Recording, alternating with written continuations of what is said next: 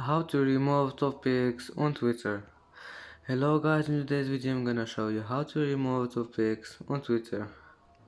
And first thing, go to Twitter and now go here and click this one, topics.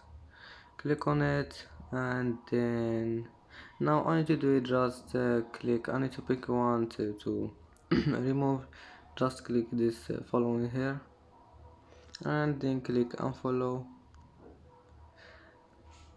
and now just refresh, and as you see the topic has been removed. And that's how remove a topic on Twitter.